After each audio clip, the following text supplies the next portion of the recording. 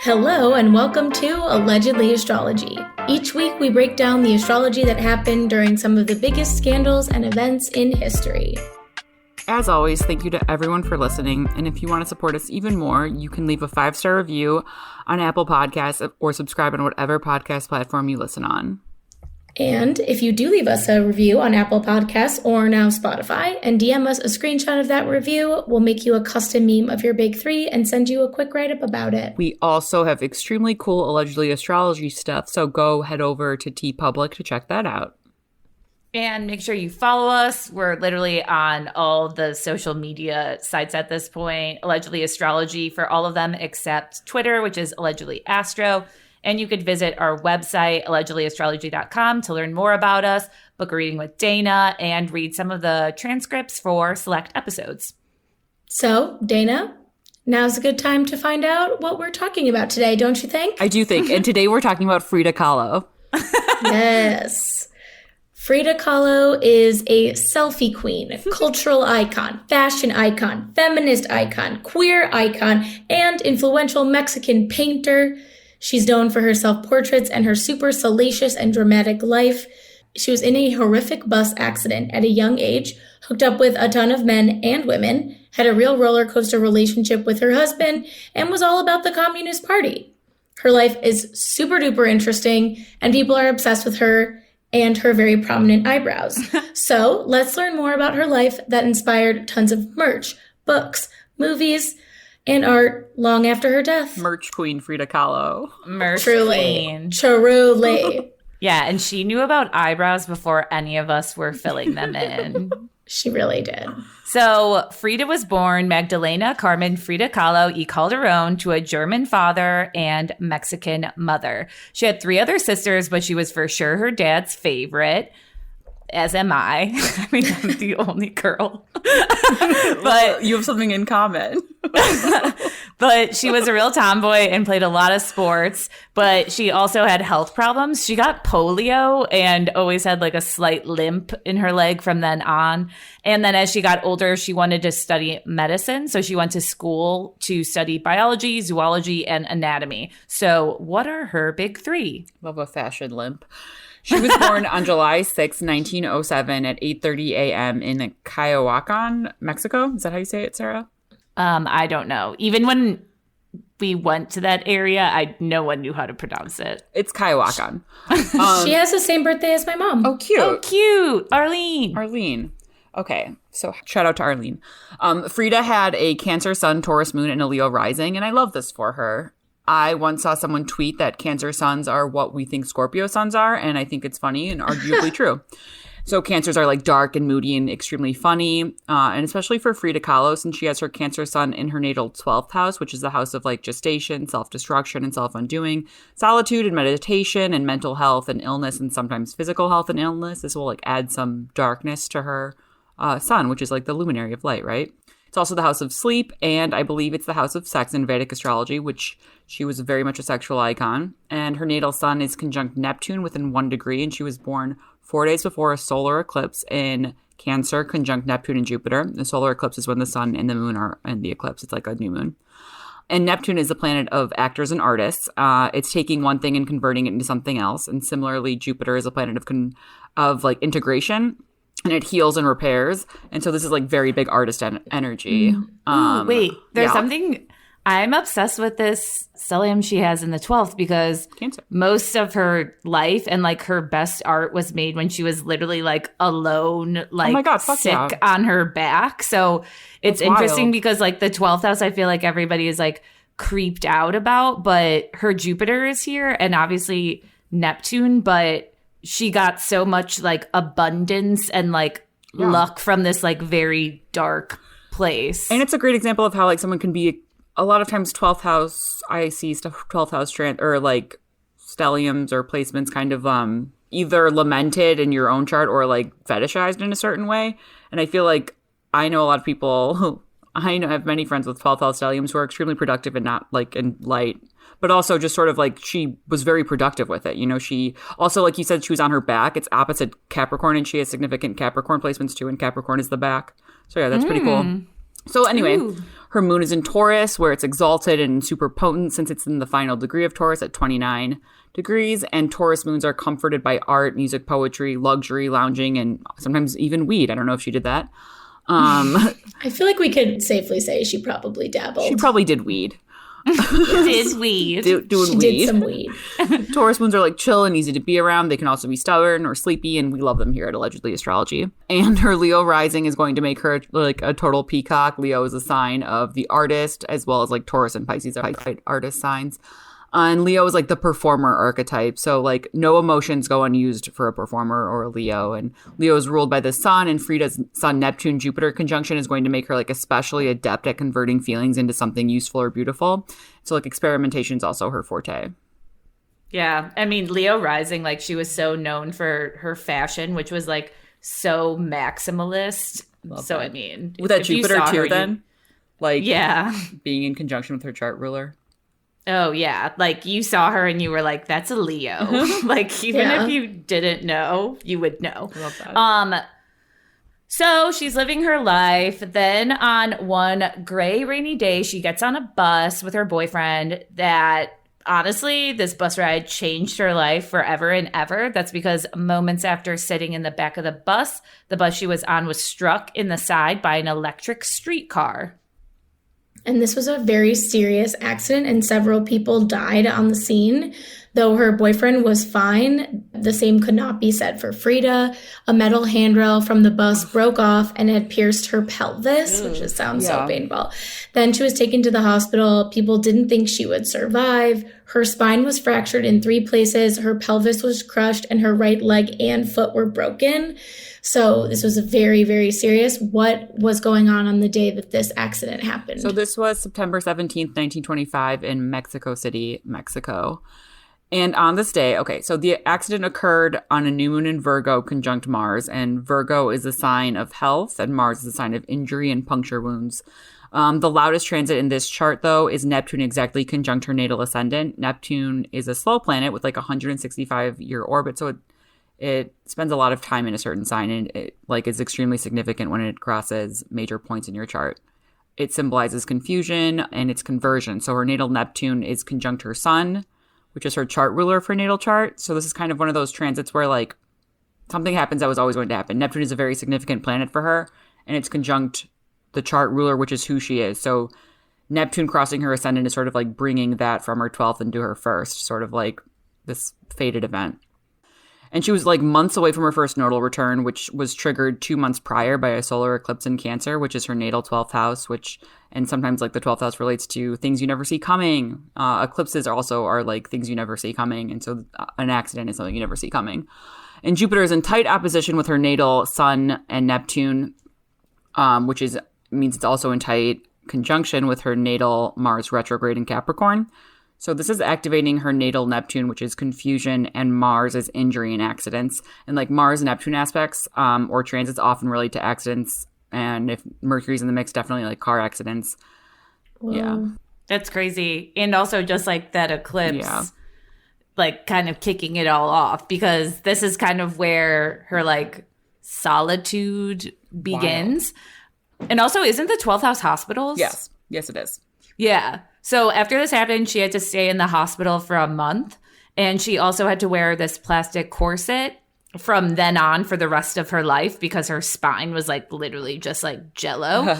And after this time, she started to paint because she had to stay in bed for 3 months and there was no internet. So she was like, well, I guess I'll learn to paint because I have nothing else better to do. And after she recovered, Frida joined the Mexican Communist Party and for the rest of her life remained very into politics. It was at a Communist Party event where she ran into her future husband, muralist Diego Rivera, but this actually wasn't their first meeting. They had actually met when she was 16 and he was 37. Creepy. Yep. Diego had been working on a mural at her school, and apparently she played a bunch of pranks on him during this time, like stealing his lunch and soaping up the steps where he was working so he'd slip. So lots of like playful banter, and she sounds like a really fun high schooler. Trying to injure someone. I love that. I love that. Oh my God. Diego, though, like when I went to the Frida Kahlo house, I didn't know, like I had heard his name before, but I didn't know what he looked like. And then I was looking at these pictures they have on the wall and I was like, who is that absolute monster? Because like, no offense to him, but like he was disgusting. and Frida's like super cute. And she's a Leo like, rising, so appearance is, Yeah, that's I guess really her appearance weird. is the primary concern, is Leo rising. Yeah. I'm like interested when we start talking about their synastry. So when she saw Diego again, she had been doing her art. So this was like years later. And she's like, yo, what do you think of my art? And he was like, hey, you're actually like pretty good. You should paint and you should also date me. So they did. They started dating. And everyone thought they were just like a real freak pairing. Diego was a celebrated artist and he was like a very big, well-known communist. And he was 6 feet tall, so he was super tall. And he was just also like fat as hell. Like he was 300 pounds and like no judgment to being cross-eyed, but his eyes literally went in 2 different directions. Oh my God. Like noticeably. But people said he was very charismatic and charming. So he did get a lot of girls. That's like he so got crazy. Surprised he was a Leo rising too. Ooh. But Frida was 21 years younger and was like this tiny, super, like very pretty girl, but they were very into each other. So what is their synastry? So what is the synastry of 2 wealthy communists? Let's find out. He was born on December 8th, 1886 in Guanajuato, Mexico. And Diego's Neptune is conjunct Frida's natal moon and midheaven in Taurus. And he also has his moon in Taurus. So moons in the same sign indicate emotional affinity since the moon is feelings and safety. And it also means that they'll be experiencing the same transits to their natal moons around the same times. We don't know the exact degree of his natal moon, but still, like, it'll be a window of time where similar things like could happen to them. And like it can obviously manifest, differently based on their lives and everything and circumstances, but still. So this Neptune conjunct her natal moon and midheaven is cool also since she already has such a familiarity with her natal Neptune conjunct her natal sun. Like she's familiar with this Neptunian energy and it's hitting her other luminary. And she was in a major bus accident where Neptune was on her ascendant. So meeting Diego maybe felt like getting slammed with a bus of love, and like Neptune synastry is also apt for an artist couple or anyone. It just kind of really thins like that sort of.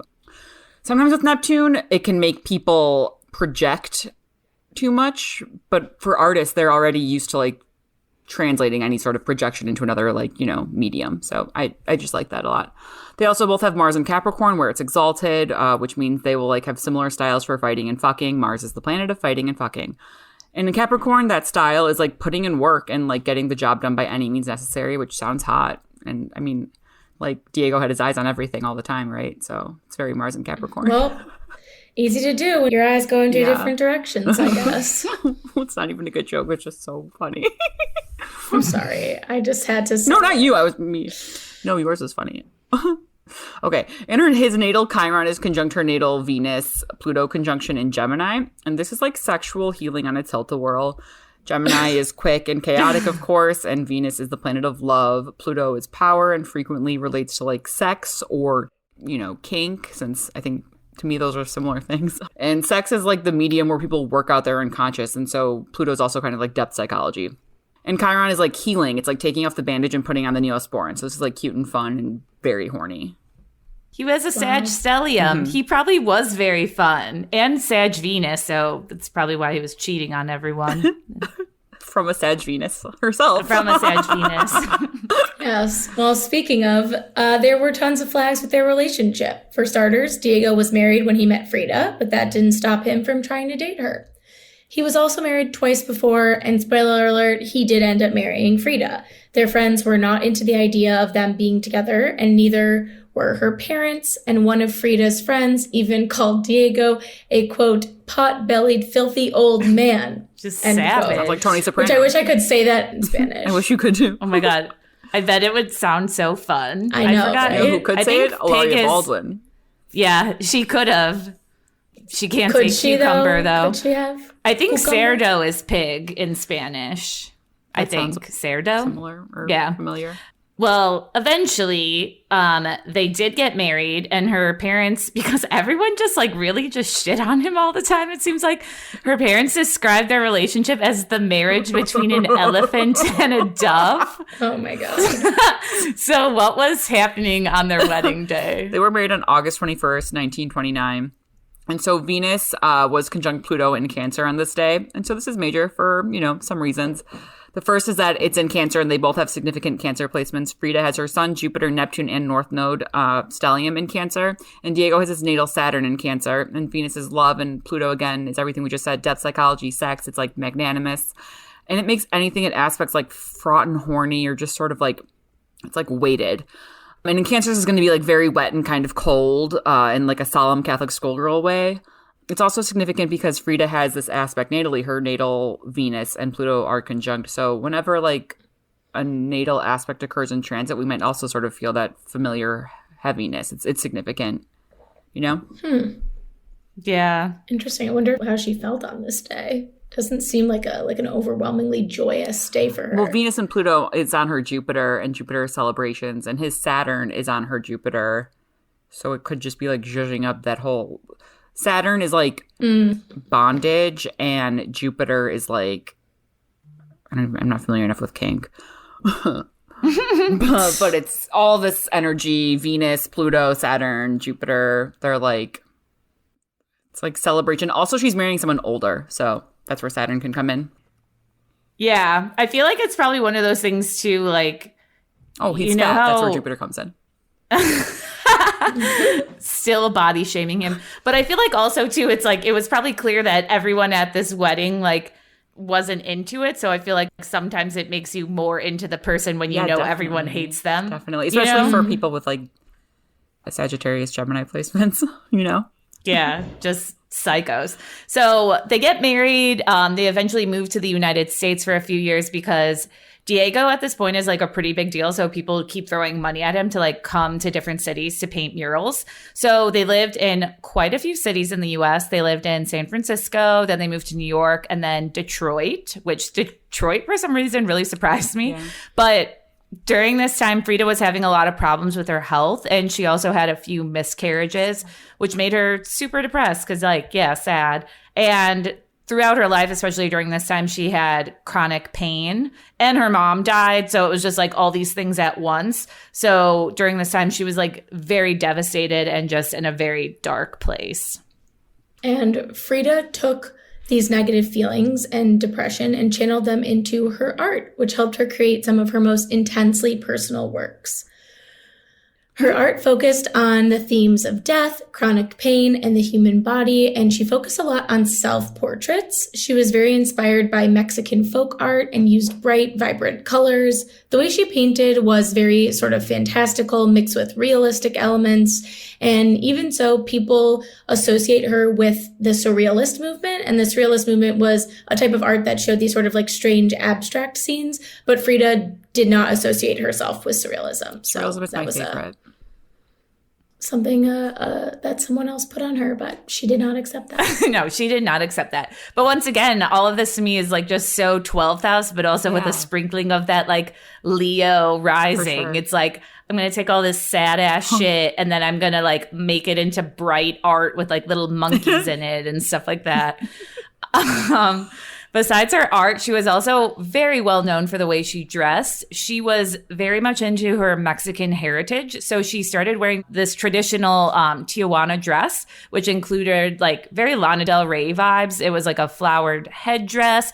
And then after that, nothing is Lana Del Rey. It was like a loose shirt, jewelry, and a really big skirt. Love it. She was I know, it's honestly really cool looking. She was really big on maximalism, and her style was they call it like beautiful ugly. Like, I think her in general made it beautiful, and it was so brightly colored. But like, if a normal person wore it, you would be like, what the fuck is that trash person doing? But something that I really liked learning about her was that she embellished the things that she was insecure about, which I feel like is a very fashiony thing to do. So, you know, she had to wear a corset her whole life because her spine was like not real anymore. But what she did was she put like feathers on her corset, and she put like jewels and like pearls and wore it like on the outside of her clothing sometimes. So it became this like statement piece. And then it became like cool artwork. And now like designers kind of like nod back to her all the time. That is very cool. And yeah, fashion people are obsessed with her because she had a lot of attitude with how she dressed.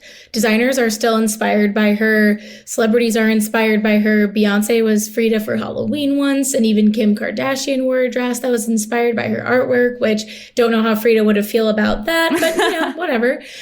So Frida was very known for her aesthetic. Dana, is there anything in her chart that might reflect your penchant for fashion? So Frida's midheaven is in Taurus, which is a sign known for style and grace, and the midheaven is what we're known for and how we're seen in the public. And in famous people's charts, it's also publicity. Her moon is also on her midheaven in Taurus, and the moon is like feelings as well as the body. So for a Taurus moon, fashion and adornment are like a form of therapy. And Taurus is ruled by Venus, and her natal Venus is conjunct Pluto and Gemini. And once again, this aspect is like total freak mode. Taurus is associated with like great taste, but rarely like originality and never loudness. But like this aspect totally zhuzhes up that like sort of moon midheaven conjunction. And it becomes what she's known for, which is what the midheaven is. And so since like Gemini is her 11th house, it's especially lasting since the 11th house relates to our audiences and like when we're alive and also after we are dead.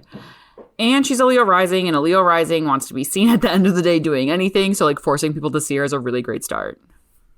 Love it. Yeah. Love it. So in 1938, Frida's art was finally starting to get recognized. You know, she was like, her and her husband, they're chilling in artist circles. Like she's kind of like, look at my art, friend.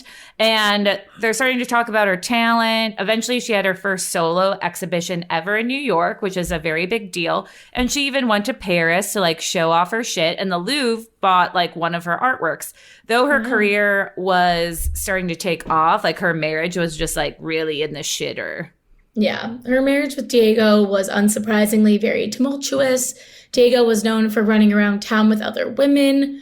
Frida also cheated on him a ton too, though, both with men and women. And in fact, one notable hookup of hers was Leon Trotsky, who was the famous Marxist. Remember when Dana thought she was a Marxist for like 2 years? Yeah, I thought I was a Marxist, then I thought I was a neo-Marxist, and I still don't know what either of them are. So I resolved that I probably might not be either. I don't know. Well, former neo-Marxist. Yeah, DeFranco over here. Fairly liberal person, I guess. But no matter how many affairs Frida had, she was still very emotionally attached to Diego. So when Frida would find out that he was cheating, she would get very sick and depressed. But her illness would go away the moment he came back to her. So this was sort of like the pattern on and off again, until Diego cheated on Frida with her own younger sister. What a pig. Way too far. Line was crossed. Yeah. Complete pig. So they got divorced finally. And what was their chart like? So that was on November 6, 1939. And Chiron was in Cancer, and Chiron again is a comet of wounding. And on that day when they got divorced, it was exactly conjunct Frida's Jupiter and Diego's Saturn. And Jupiter and Saturn are the original slow planets, meaning they like mark significant turning points in our lives when they transit our natal planets or like receive transits, because like they just like hang out longer in certain areas of the chart. So it's things that unfold over a period of time. It's an era as opposed to a day or a week. Mars is also conjunct Frida's descendant, which is like almost too on the nose. Mars is the planet of severance, and the descendant is like marriage, contracts, and committed partnership. So this is just axing that. And then also Uranus is in Taurus, where both of them have their natal moons, and Frida has her midheaven there as well. The moon is emotions and security, and the midheaven is social status, and Uranus is major changes. So this, I think, speaks for itself. The North Node is conjunct Diego's Jupiter in Libra, and Jupiter is like beneficence, integration, reparation, belief. And in Libra, it's going to channel like all those things through relationships and fashion. Jupiter in Libra is often a really fashionable placement. But anyway, the North Node is also like a point of increase in fated events. So this is kind of an example of something where maybe it would be predicted as an exciting, great time, but there's something else in store for you. So sometimes great like things that look like great aren't so great, and things that ones that like look bad end up kind of being like really good or helpful. But wouldn't you assume that divorcing this douchebag is a good thing? But he has this transit happening to him. So he has this transit. Yeah, I guess also I think Vedic astrology, again, the nodes are malefic always. But in like evolutionary modern astrology, I think a lot of times they're, especially the North Node, is associated with like evolution. I just sort of associate them as like twisting turning points, things that are twisty turning points and like heavy. Almost astronomical. I also feel like the Jupiter North Node thing in Libra is just like freedom. Oh, like yeah. You're getting your chance to like go flirt with other people now. Like, you ain't got no wife. You ain't got no wife. You're free. Guess what? Now you're really free. How about that? How about that, Diego? Elephant? Your dove is gone. She's flying away. So speaking of the dove, Frida moves out of the house she lives in with Diego. And during this time, she's honestly just like cranking out all this art. And this art that she's making becomes some of her most famous works eventually. And she was also, though, just like drinking a ton because she was super sad still about her divorce from Diego. Yeah. And a mutual friend of the former husband and wife wrote to Frida and told her that Frida should get back together with Diego because everyone knows he has two great loves, painting and women, and he's never going to be with only one woman, so you might as well just be married to him, which honestly, this does not track for me. Yeah, I would be like, I don't care. No.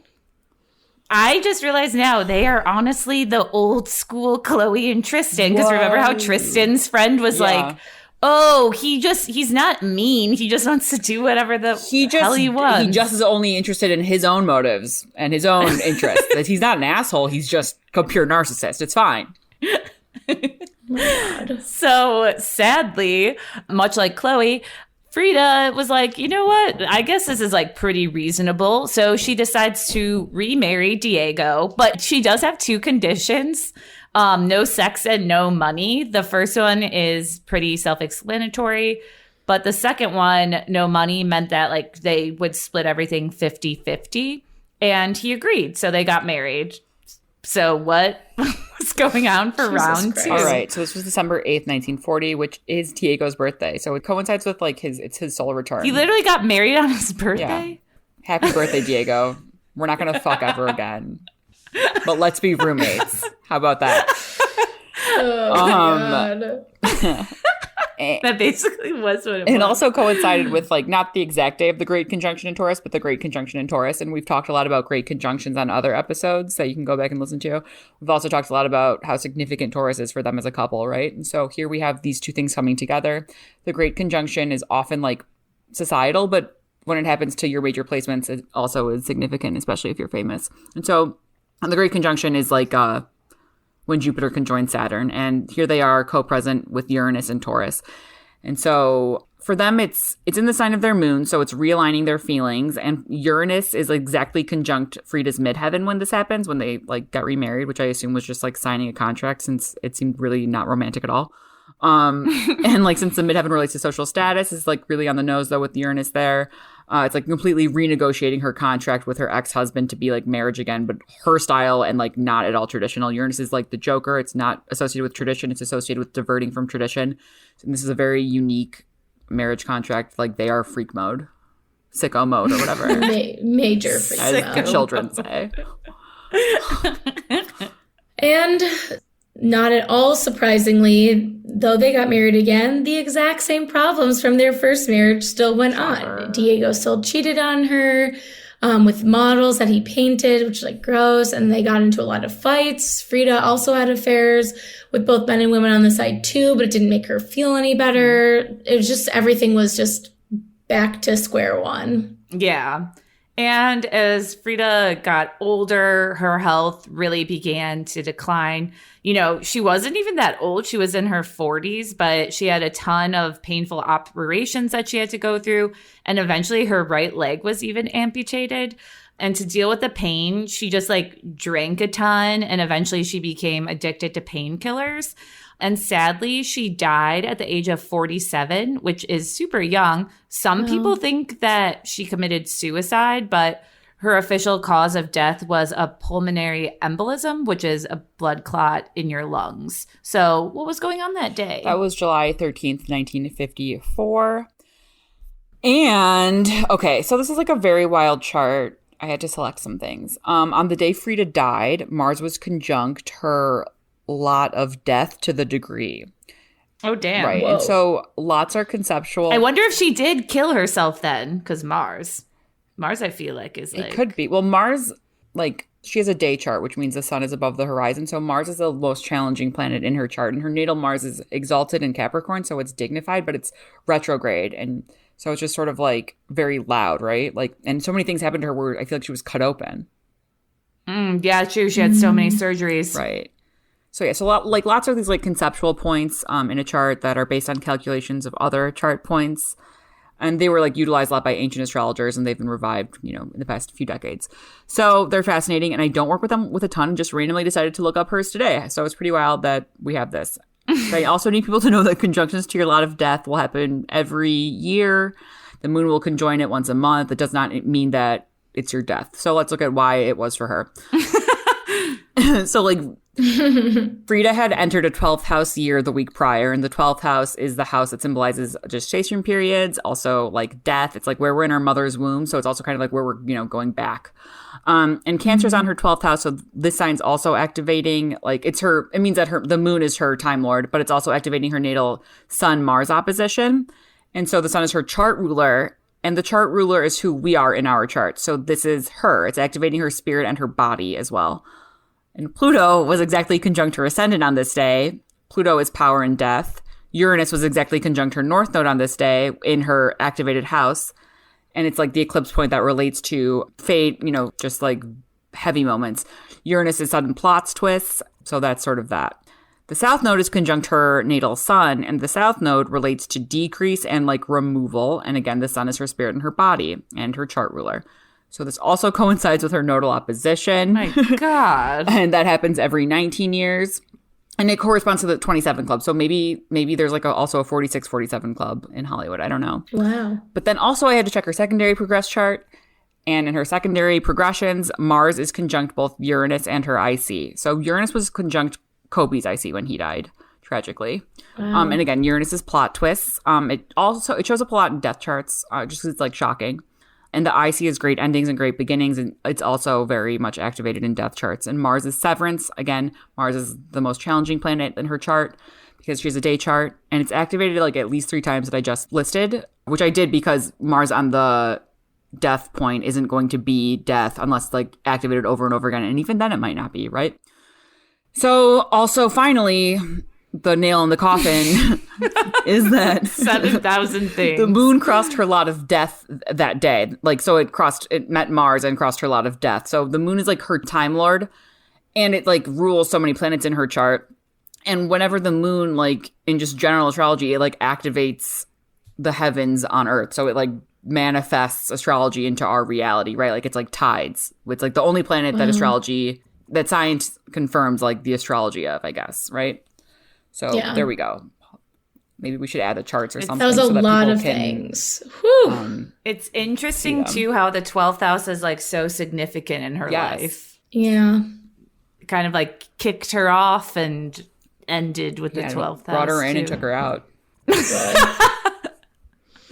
That's all you need to remember from Dana's last spiel. Is 12th house brought her in and took her out. Also, that's a lot of death is significant, but I'll give you 29 reasons why it also isn't. Yes, true. So Frida had a lot of success as an artist during her lifetime, but it was after she died that she actually got most of her notoriety and fame. She started to get popular in the late 1970s when her work was rediscovered by art historians and political activists. Her popularity eventually grew so much that by the 21st century, art and pop culture critics began calling it Fridamania. Yes, and she eventually became an icon for like a million different groups of people, and her face was everywhere. her life was even adapted for the big screen in the 2002 Hollywood movie Frida, starring Salma Hayek, which literally in this moment I realized, well, not this moment, like 2 days ago, I always thought her name was Selma, but it is Salma. Everyone knew that? I knew it, but that's because I love her so much. I think so. Looked her up a lot. I think she's like the hottest woman in Hollywood. I love her old clothes in the 90s. Oh, nice. Yeah, she's a 90s fashion icon for sure. Yeah, I think of her in one of my favorite movies, From Dusk Till Dawn. I don't know if Quentin Tarantino. Is that where she wears that flick. bikini and like walks around and she's like fire? She's a vampire, yeah. Oh yeah, that's cool. Anyway, back to Frida. What was going on when, all these people were jerking for her again? Okay, so when the movie came out on October 25th, 2002, Jupiter is in Leo in her first house. And so this is like literally like the celebration of her life.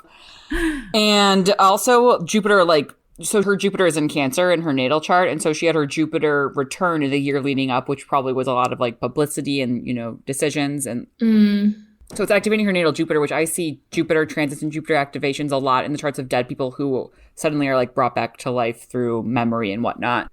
Also, we have Saturn on her Venus-Pluto conjunction, and like Saturn gets flack, I know, but Saturn is also commitment and posterity. So it's like memorializing her life for like, it's like cementing it in a really significant way, obviously, because I'm not sure that I knew who she was before that film. Oh, I feel like she was always been like around until like someone pointed her out. And then you're like, oh yeah, I know. Well, you were only 13 at the time, so you didn't have a lot of art history life that you were living. She made me feel really good about my unibrow for sure, I'm sure. Yeah. Unibrow kids unite. So today you could find Frida's paintings all over the world, but a recent exhibition of her at the Portland Art Museum has really brought all the critics to the yard. Cool, great.